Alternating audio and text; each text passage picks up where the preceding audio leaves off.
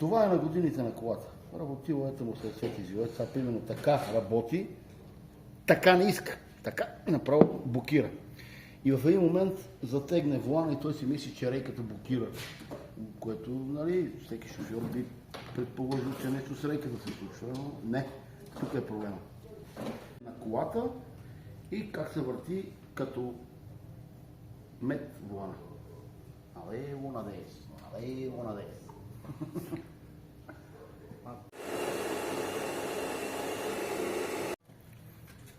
Ето, само да светнем да ви покажа. Тук виждате, сега сме го уляли с веденце, да може да се отвие малко по-лесно, защото е ужас иначе. Трябва да го освободиме първо от тук. От тук да го освободиме, после долу от рейката. Съответно и така трябва да зацепиме волана, после право, да няма така ми стои волана, трябва да си е точно всичко. Добре, за целта сега ще трябва да дигнем колата и да видим отдолу, да отвиеме от самата рейка пръта първо и после отгоре.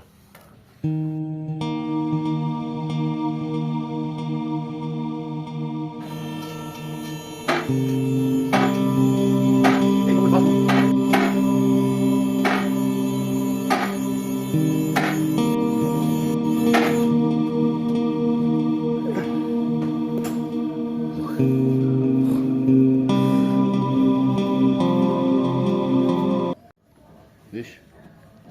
И това като не го провериш и го качиш, после на место нас, когато ти го стегнеш. Ужас.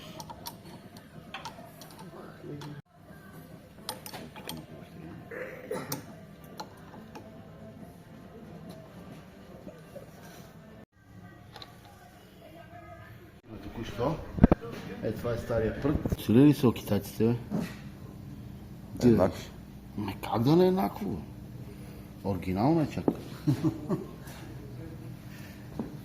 Добре, сега следва това нещо да го прехвърлиме тази част, която се копира с пръта на волана и да го закачиме долу на рейката. Едва го извадихме, защото беше много разджасал шлица долу на рейката, но се случиха нещата.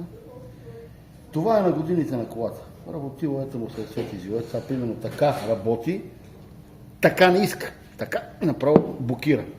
И в един момент затегне волана и той си мисли, че рейката блокира. Което, нали, всеки шофьор би предположил, че нещо с рейката се случва, но не. Тук е проблема. И сега като му го смениме, ще върти волана с едно пръстче. И как се върти като мед волана. Але, лунадес. Але, лунадес.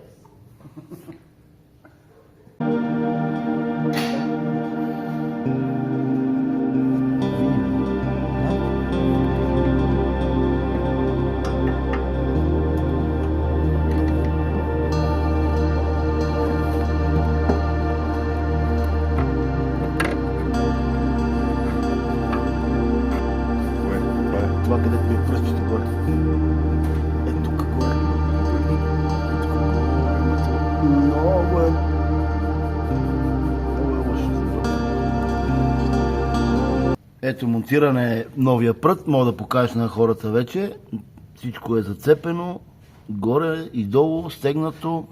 И в момента мога да запалим и колата, да видите как се върти волана с един пръст. Няма да затяга, няма да прави никакви проблеми. Рейката си е наред.